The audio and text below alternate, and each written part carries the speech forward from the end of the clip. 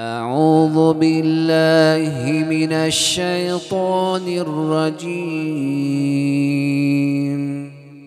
بسم الله الرحمن الرحيم. ربنا وأدخلهم جنات عدن التي وعدتهم ومن صلح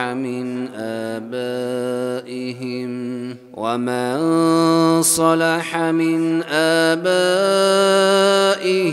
وأزواجهم وذرياتهم إنك أنت العزيز الحكيم. وقهم السيئات ومن تق السيئات يومئذ فقد رحمته وذلك هو الفوز العظيم. إن الذين كفروا ينادون لمقت الله أكبر من مقتكم أنفسكم إذ تدعون إلى الإيمان فتكفرون. قالوا ربنا أمتنا اثنتين وأحييتنا اثنتين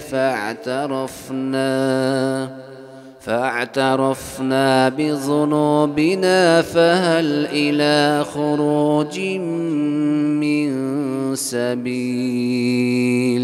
ذلكم بأنه إذا دعي الله وحده كفرتم وإن يشرك به تؤمنوا فالحكم لله العلي الكبير.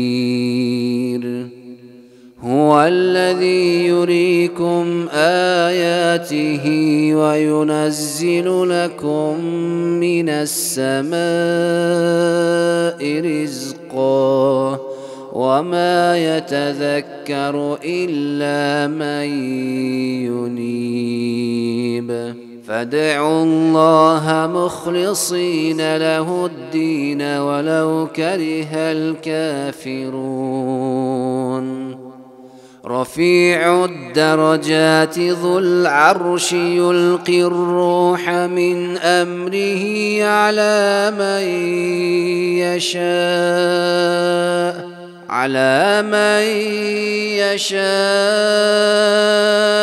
من عباده لينذر يوم التلاق يوم هم بارزون لا يخفى على الله منهم شيء. لمن الملك اليوم؟ لله الواحد القهار.